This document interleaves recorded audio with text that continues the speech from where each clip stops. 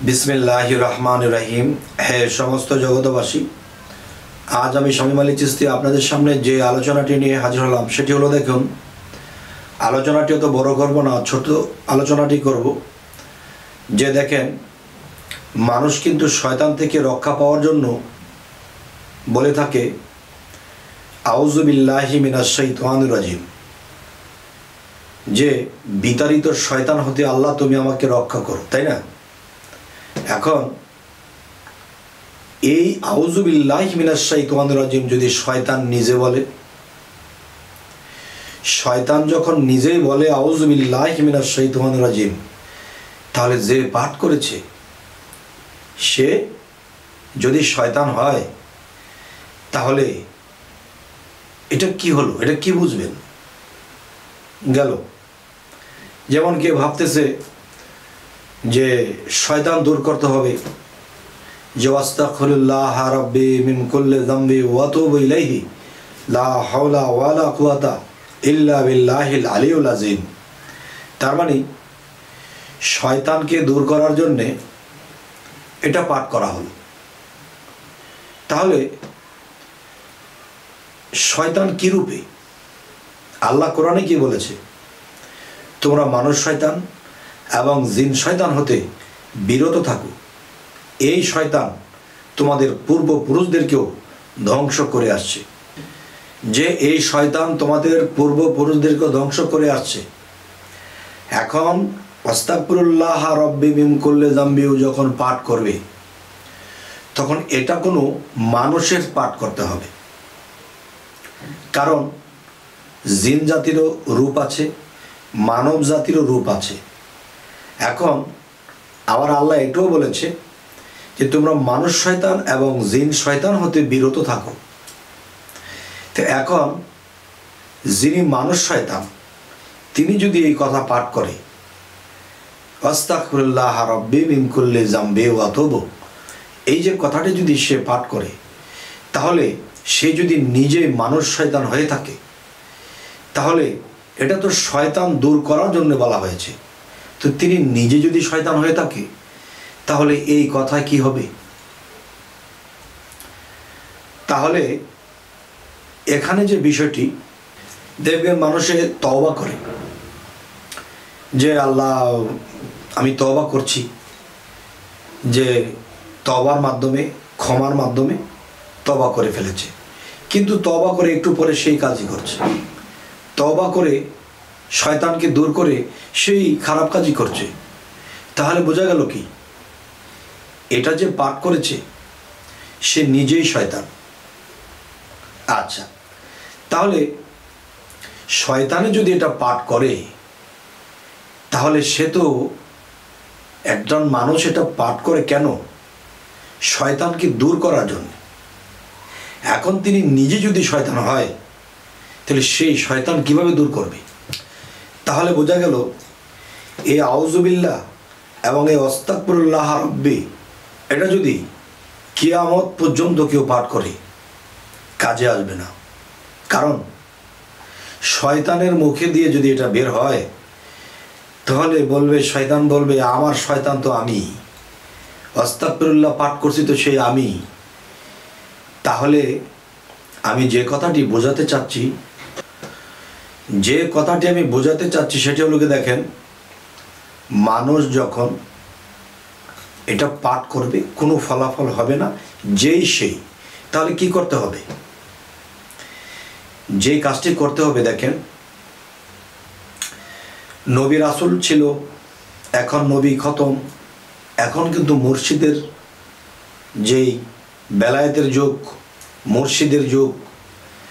তখন একজন পবিত্র মানুষের কাছে যেতে হবে। সেই পবিত্র মানুষটিও কিন্তু একসময় এমনি সামনে চলত। যখন তিনি তরিকতে এসেছে, মুর্শিদ ধরেছে, যখন মুর্শিদের দেওয়া সাধনাগুলো করেছে, তখন তাকে যে সাধনাগুলো দেওয়া হয়েছে সেই সাধনাগুলো করতে করতে তার মধ্যে 6টা রিপু, আর 6টা রিপুই খারাপ। কাম, ক্রোধ, লোভ, মোহ, মায়া, মাৎসর্য, এই 6টা রিপুকে সাথে নিয়ে যদি কেউ এগুলা পাঠ করে কিয়ামত পর্যন্ত পাঠ করলেও কোনো কাজ হবে না, সে তার মতোই থাকবে, শয়তানি হয়ে থাকবে। কারণ শয়তান দূর করার জন্য এটা পাঠ করা হয়। এখন সে নিজে শয়তান হয়ে যদি এটা পাঠ করে তাহলে এটা কি হবে? তাই বলবো যে মানুষ শয়তানের কথা যদি আল্লাহ কোরআনে বলে থাকে, তাহলে মানুষ শয়তান আছে যা প্রকাশ্যে দেখা যায়। তাহলে এই মানুষটি একজন কামেল মুর্শিদের কাছে গেলে তাকে যে সাধনগুলো দেবে, সেই সাধনগুলো করতে করতে তার 6টা রিপু দমন হয়ে যাবে, কন্ট্রোল হয়ে যাবে। কাম, ক্রোধ, লোভ, মোহ, মায়া, মৎসর্য সমস্ত কিছু পরিষ্কার হয়ে যাবে।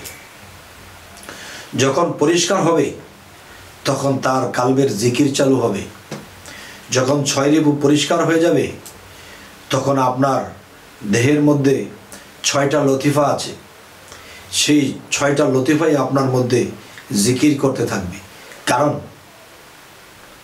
আল্লাহর সহব্বত, আল্লাহর স্পর্শ যদি না হয় তখন কিন্তু সেই মানুষটি অপবিত্রই থাকে। আর অপবিত্র জায়গায় শয়তান বসত করে। আর সেই শয়তান স্বয়ং নিজে যদি এগুলো পাঠ করে, কাজ হবে না। তাই বলবো, হে সমস্ত জগতবাসী, যে এই 6 রূপেকে যখন পবিত্র করে ফেলবে তখন আপনার মধ্যে 6টা লতিফাই জাগ্রত হবে। আর জাগ্রত তখনই হবে যখন এটা পবিত্র হবে। আর সেই 6 লতিফার মধ্যে আল্লাহই থাকবে। কারণ এরা যখন নোংরা হয়েছিল, এখানে শয়তান বসত করছে, আর শয়তানেই তার মুখে পাঠ করেছে। তো শয়তানে পাঠ করলে কি হবে? শয়তানি তো করবেই। তাহলে বোঝা গেল কি, যে আমাদের এই কাজটি করতে হবে, যে নিজেকে পবিত্র করেছে সেই সফল কাম। তাহলে সেই সফল কামকে ওলি আউলিয়া যারা নিজের দেহের মধ্যে থেকে সাধনা করেছে, সেই সাধনা করে নিজেকে পবিত্র করেছে, 6 লতিফাকে জারি করেছে, 6 লতিফাকে পবিত্র করেছে, সেখানে আল্লাহ এসে আল্লাহর স্পর্শ যখন পায় তখনই সে জিকিরে হরদম চালু, সে নিজেই বুঝতে পারে। তখন কি হবে? তখন আর তার আস্তাগফিরুল্লাহ পড়তে হবে না। তো এমনি মানুষ, আর মানুষের কি কখন এটা পড়তে হয়? সে তো সাধনার দ্বারাই নিজেকে নিয়ন্ত্রণ করে ফেলেছে, পবিত্র করে ফেলেছে। তাই আজকের এই ছোট আলোচনাতে আপনাদেরকে যা বোঝাতে চাইলাম, যে আউযুবিল্লাহ হোক, নাউযুবিল্লাহ হোক এবং আস্তাগফিরুল্লাহ হোক, যাই কিছু পাঠ করুক, কাজ হবে না। এখান থেকে তওবা করে সে সেখানে চলে যাবে, সেখানে গিয়া সে লোভে কামে মত্ত হয়ে যাবে। তাহলে অবশ্যই এই জন্য আল্লাহ পৃথিবীতে নবী রাসূলদেরকে প্রেরণ করেছে, যে আমি পবিত্র মানুষদেরকে দিয়ে দিয়েছি, তোমরা সেই পবিত্র মানুষের সংস্পর্শে আসো, সেই পবিত্রের ছোঁয়ায় তুমি পবিত্র হবে। এ হলো এক বিষয়। নবুয়াত খতম হয়েছে বলেই মুর্শিদের চল বা বেলায়েতে মুর্শিদ এসে গেছে। সেই রাসূল নিজে এখন মুর্শিদ রূপে আপনি যখন থাকবেন, তার কথা মানবেন, সাজেশন নেবেন এবং সাধনা করবেন, তখন আপনি পবিত্র হয়ে যাবেন। তবে আমার এই কথাগুলোর মধ্যে কোনো খাত থাকলে আমাকে বলবেন। অবশ্যই আমি আপনাদের কাছ থেকে যদি কোনো সঠিক কথা পাই সেটা আমি নেব।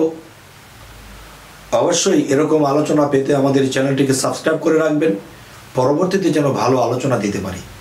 তো সকলেই ভালো থাকবেন। আল্লাহ হাফিজ।